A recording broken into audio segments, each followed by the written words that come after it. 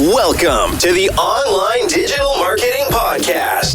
We'll be discussing marketing strategies, trends, and tips that will help your business succeed in the digital age. Every episode, we'll be interviewing industry professionals and providing valuable insights on how to leverage digital tools for maximum engagement and ROI.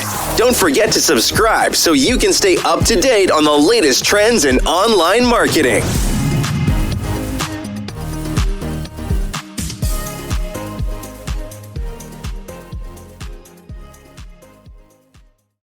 So imagine standing in the parking lot of a local coffee shop. Mm-hmm. You pull out your phone, you search coffee near me, and Google inexplicably recommends a cafe, like 3 miles across town. Right, instead of the ones staring you right in the face. Exactly. How does an algorithm decide to make a real physical business entirely invisible at its own front door? It is wild when you think about it. It really is. So whether you are deep in the trenches of marketing a local business, or you're just insanely curious about how the invisible digital gears turn behind every local search you make, well, this deep dive is basically your cheat sheet. Yeah, we have a really interesting set of sources to look at today. We do. We're decoding a specific set of digital blueprints. So we have a tactical strategy note from July 2026 alongside this highly practical manual called the GB Ply Guide. And our mission for you today is simple. We need to decode the formula that dictates why one business dominates the map while another just completely vanishes. And it is a system that is fundamentally misunderstood by most business owners. Oh, for sure.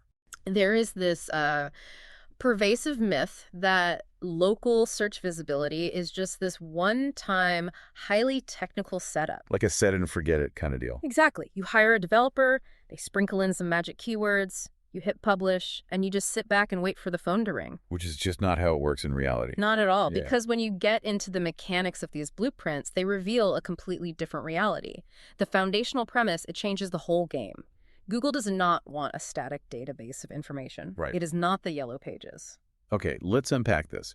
Because if it's not a static database, what is the algorithm actually looking for? It's looking for a pulse. A pulse. Yeah, Google rewards businesses that it can thoroughly understand, that it can trust, and crucially, that it can see are actively operating today. Actively operating. Right? That active daily proof of life is what drives the entire algorithm. And the blueprints actually lay out a surprising mathematical formula for this. Yeah, they do. They argue that everyday activity completely destroys sporadic intensity. And that formula is really the backbone of our journey today. It goes like this. You have profile completeness plus pictures plus posts plus praise. Right, the 4 Ps. Exactly. Yeah, You take those 4 elements and you multiply them by consistency. And the result of that equation is the ultimate goal in local search, which the guide calls bigger proximity. Proximity is everything. But to understand why this formula is so critical, we need to redefine what proximity actually means to an algorithm. Okay, how so? Well, naturally, any business is going to rank reasonably well if a customer is standing directly inside its physical location. Sure, because they're literally right there. Right. But proximity, with a capital P, is about expanding that digital footprint. The goal is to make your business the undeniable #1 answer for your ideal customer who might be searching from, miles away. Like across town or in the neighboring suburb. Exactly. Which brings up a fascinating shift in mindset from the sources. We're told to entirely abandon the idea of tracking a single ranking position. Oh, yeah. You have to let that go. Because ranking #1 at your own front door is easy. But how do you actually know if you are reaching the next town over? You have to measure it geographically using grid-based tracking. Grid-based tracking. Yeah. Instead of just sitting in your office, typing your own service into Google and patting yourself on the back when you show up first, you have to look at your business through the eyes of the map. It sounds like dropping a pebble in a pond. Everyone gets the initial splash at their physical address, but we're trying to figure out how to make those ripples travel further across the map. That is a perfect analogy. But how does a local business actually track that? I mean, are they physically driving out to the suburbs and running searches on their phones? Thankfully, no. The manual describes using specific local SEO software where you essentially drop a digital net over your entire city. Okay, a digital net. Imagine a grid overlaying your service area. At every single intersection of that digital net, the software simulates a search to see exactly where you rank from that specific latitude and longitude. Oh, wow. So it's hyper-specific. Very. It generates a heat map of your actual reach. And you're looking at two very specific metrics here. Your average map position across all those grid points and the actual geographic square mileage of your strong visibility area. So you establish that baseline, usually around week 4 of this process, and that becomes the only metric that matters. Exactly. Okay, so if proximity is the goal, what is the very first P we need to get right to start expanding those ripples? To get those ripples to expand, Google first needs a rock-solid understanding of who threw the pebble, which brings us to the first variable in our formula, profile completeness. This is the foundation. Now, we know you understand the basics, things like making sure your NAP data is accurate across the web. We aren't going to bore you by explaining what a name, address, and phone number are. Right, that's assumed knowledge at this point. But the blueprints get very specific about the nuance of completeness. It's about choosing the absolute most accurate primary category, deeply specific secondary categories, and granular service lists. What's fascinating here is that completeness isn't just about what you type into the Google profile. It is about your actual website mirroring that profile as undeniable evidence. Mirroring? Yes. The website has to act as the validation for every claim you make on Google. So it's a two-way street. Exactly. If you claim on your Google profile that you serve a specific neighborhood 20 miles away, well, your website better have a dedicated page showing real work completed in that specific neighborhood. If you list a specialized service on Google, there needs to be a highly relevant page supporting that exact service on your site. So the Google profile is like your resume, but the website is the background check. That is exactly it. If Google calls your references, so to speak, and your website tells a completely different story about your hours or your services, you lose trust. You fail the background check. But wait, I have to ask. Yeah. If I just copy and paste my exact Google profile description onto my website's homepage, just to make sure they match perfectly, isn't that essentially plagiarism in Google's eyes? Doesn't the algorithm penalize duplicate content? That is a great distinction to make. Mirroring does not mean copying every sentence word for word. It means conceptual validation. Google doesn't want to read the same paragraph twice. It wants corroborating evidence. So they just need to tell the same clear story about who you are and what you do. Yes, and without that deep algorithmic trust, they will never expand your proximity grid. Right. But having a matching resume and a clean background check really only proves that you exist as a legal entity. It proves you have a pulse, sure, but how do you prove to Google that you are actually out in the world doing things? Yeah. Because that's what's going to push those breadcrumbs across the map. Well, once the foundation is perfectly set, which the 30-day blueprint assigns strictly to week 1, by the way, the entire strategy pivots. Week 2 is where it gets real. Yeah. In week 2, your priority moves from foundational accuracy to building a content supply chain. A content supply chain. I love that term. And this fuels the next 3 Ps, pictures, posts, and praise. Let's start with pictures. Google has drawn a hard line in the sand here, and the blueprints emphasize it aggressively. Absolutely no stock imagery. Wait, really? None? None. Generic stock images of a smiling plumber holding a brand new wrench do not prove a business is active. I guess that makes sense. It looks fake to us, so it probably looks fake to a machine. The algorithm is highly sophisticated now. It processes the metadata, the geographic tags, the unique pixel data of every image you upload. Google wants local proof. Local proof. They want to see real work, real people, and real places. The algorithm actively rewards original, unique imagery because it proves you are out there operating in the real world. And you can't just upload 20 photos of your company logo and call it a day. No, definitely not. The strategy calls for a highly specific mix of visual proof. You need shots of work being completed, like the actual installation or repair process happening. Right. You need before and afters, where the improvement is undeniable. You need team and premises shots, like the exterior of your building, to humanize the business.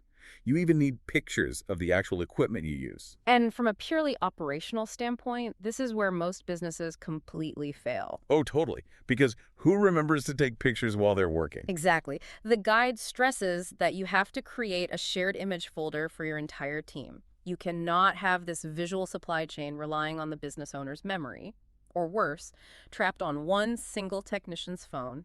Because if the photos are trapped on a phone, they aren't feeding the algorithm. Right. Everyone out in the field needs to upload their photos daily to a central, organized place. Okay, so we've proven what we look like with photos, but a picture alone doesn't tell Google what we are actually saying to our customers. How do we communicate our expertise directly to the algorithm? That brings us to posts, the third P. And we need to completely reframe how we think about this. How so? These posts are not for marketing to humans in the traditional social media sense. They are micro data injections for Google's machine learning. Here's where it gets really interesting. This is a huge paradigm shift. The blueprints provide a highly specific four-part simple post structure that you're supposed to use, especially for your initial batch of 7 posts in week 2. Right. It's designed to provide value to the customer while simultaneously feeding Google fresh, localized information. Let's walk through how a real business would actually use this four-part structure. Okay, let's use a local roofing company as an example. Perfect. So part 1 is the hook. You start with a problem, a common question, or a specific result just to grab attention. So for the roofer, the hook might be something like, noticed a brown water stain on your ceiling after the last freeze. Got it. Part 2 is value. You provide one useful point, a brief explanation, or a practical example. So our roofer says, most winter leaks happen because of ice dams backing up under your shingles, not because your roof is necessarily failing. Okay, then comes part 3, proof. This is where you drop in a real-world detail, maybe a customer experience story, and you pair it with one of those original images from your shared folder. Right, so you'd say, here's an ice dam we safely cleared this morning for a homeowner in the West Side neighborhood. And finally, part 4 is action. You end with a direct instruction telling the reader exactly what to do next. Don't let water sit under your shingles. Book a winter roof inspection today. Okay, notice how dense that is with algorithmic signals. You hit the service, roofing, ice dams, winter leaks. You hit the geography, the West Side neighborhood. You paired it with an original photo. And Google actually gives you direct action buttons for that last part. Buttons like call, book, visit, or learn more. That is so smart. The key here is to focus on just one subject per post. Don't try to explain your entire roofing business in one update. Highlight one recent job, offer one piece of seasonal advice, or spotlight one specific service. So we are feeding the algorithm original pictures showing the work and structured posts talking about the work. That feeds directly into the next variable. The fourth P. Yes, praise, which is, of course, customer reviews. Praise is the ultimate public proof. It is your customers telling Google and future buyers that you actually deliver on the promises you make on your profile. But the operational directive here is very clear. You cannot just sit back, do good work, and hope people leave reviews. No, you have to actively build the request process seamlessly into the customer journey. You ask steadily, and you respond to absolutely everything. Everything. Like even the people who just leave a 5-star rating and don't write a single word. Yes. The text explicitly demands a reply to everything. A simple thank you shows attention and professionalism. Wow. Okay. For positive written reviews, you thank them and refer naturally to the specific service or experience they mentioned. And for negative reviews. Okay. Because those happen to everyone. The mandate is to stay entirely calm. Avoid an argument, protect private information, and offer a clear route to resolve the issue offline. Remember, your response to a 1-star review is as much for the next 100 customers reading it as it is for the person who wrote it. Okay, I have to push back on the strategy for collecting these reviews, though. Let's hear it. The blueprints keep saying we need to ask steadily. But let's say I've been running an HVAC company for 5 years. I have an email list of 50 incredibly happy customers who I know would give me 5 stars in a heartbeat. Okay. Shouldn't I just blast them all an email this afternoon, get 50 glowing reviews by tomorrow morning, and instantly skyrocket my map ranking? I mean, doesn't a massive spike in praise equal a massive spike in proximity? It is completely logical to think that, but executing it could actually destroy your visibility. Wait, destroy it. Why? A sudden, massive spike is exactly what the strategy warns against. The blueprints specifically call this a suspicious burst. Suspicious to the detective algorithm. Exactly. To a machine learning algorithm, an overnight burst of 50 perfect reviews for a business that usually gets, maybe 2 a month, it looked highly unnatural. Ah, I see. It looks like you bought them. Or that you're running a coordinated campaign to game the system. Real businesses operating normally in the real world, they acquire reviews in a steady, predictable stream over time as jobs are completed. Right. That steady stream builds deep algorithmic trust. A frantic burst triggers manual reviews and spam alarms. And that perfectly illustrates the psychological shift required here, which brings us to the 5th and most crucial variable. A multiplier. Yes, the multiplier for this entire equation, consistency. The formula isn't just adding completeness, pictures, posts, and praise together. No, it is taking all that local proof and multiplying it by consistency. The blueprints phrase this beautifully. They say consistency beats intensity. 20 minutes of useful activity repeated every day is normally more valuable than a frantic cleanup every 3 months. Consistency proves that the activity is genuine. Think about it.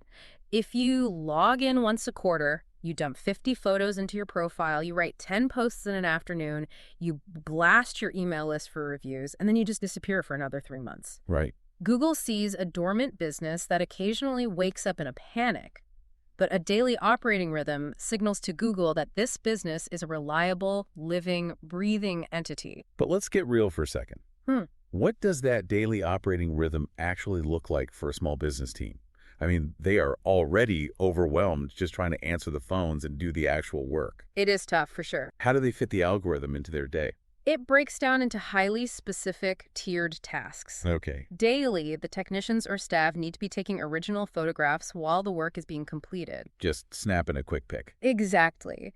Daily, those photos get uploaded to that shared folder. And daily, an office manager or marketing person selects a suitable image to publish alongside a structured post. Got it. And what about weekly? Then you have weekly tasks, like checking for duplicate listings, reviewing the heat map performance, and really just making sure the daily tasks were actually completed by the team. And the blueprints point out a massive operational pitfall here. They issue this stark warning. When everyone is responsible, nobody is responsible. That is the silent killer of local SEO right there. Yeah. If a business owner just stands up in a meeting and says, "Hey team, we all need to remember to take more photos and ask for more reviews," absolutely nothing will change. Nothing. The guide demands that you assign named owners and specific backups for every single recurring action. Someone specific must own monitoring the profile accuracy.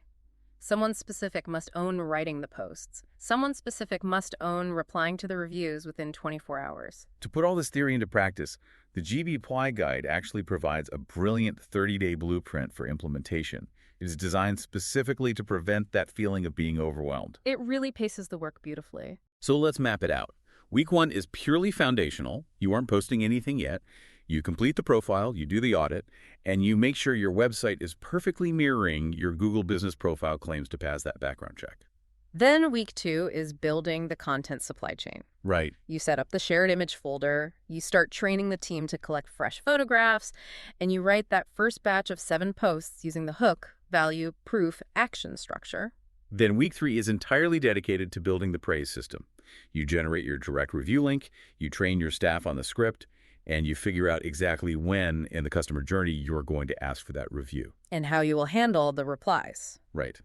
And finally, week 4 is installing the consistency multiplier.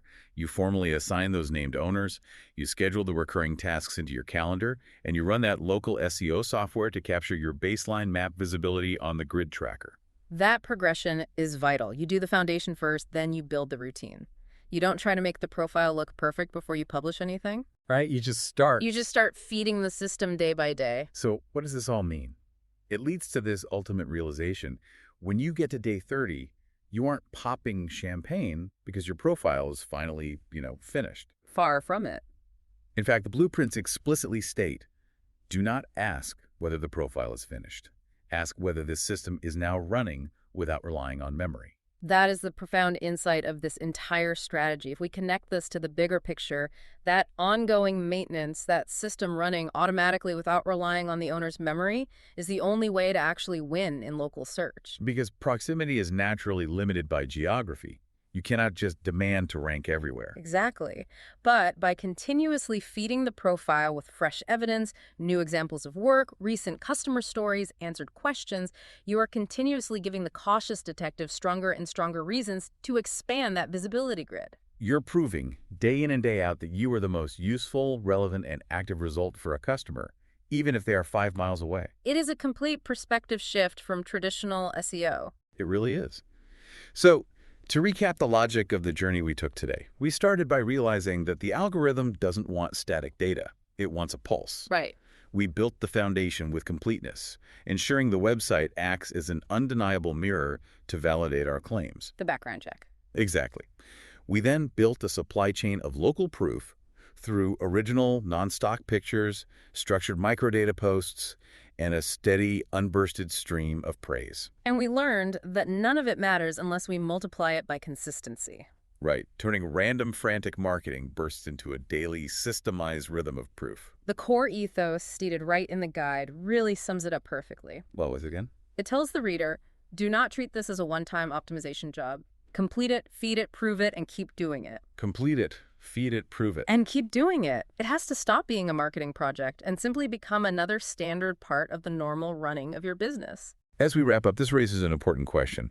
Looking at how search engines are now demanding this intense daily level of local proof, original, unedited imagery, continuous human activity, real responses to real customers, just to prove that a local roofer or a neighborhood bakery is actually real. Yeah.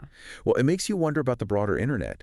If the algorithms are getting this strict about validating a local business, how long until we all have to provide this kind of continuous, undeniable proof of life for our own digital identities? That is a wild thought. Right. In a web that is becoming increasingly flooded with AI-generated content and synthetic media, are you just proving you exist?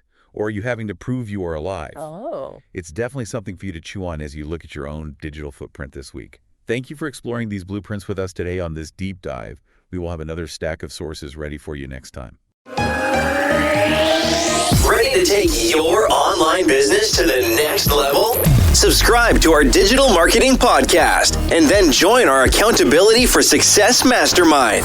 With expert advice from industry leaders, you'll gain knowledge and insights that will help you succeed in today's digital marketing world. From social media strategies to search engine optimization, we have all the tools you need. Learn from successful entrepreneurs and take control of your online success. Join the Accountability for Success Mastermind now at bit.ly/AFSM podcast.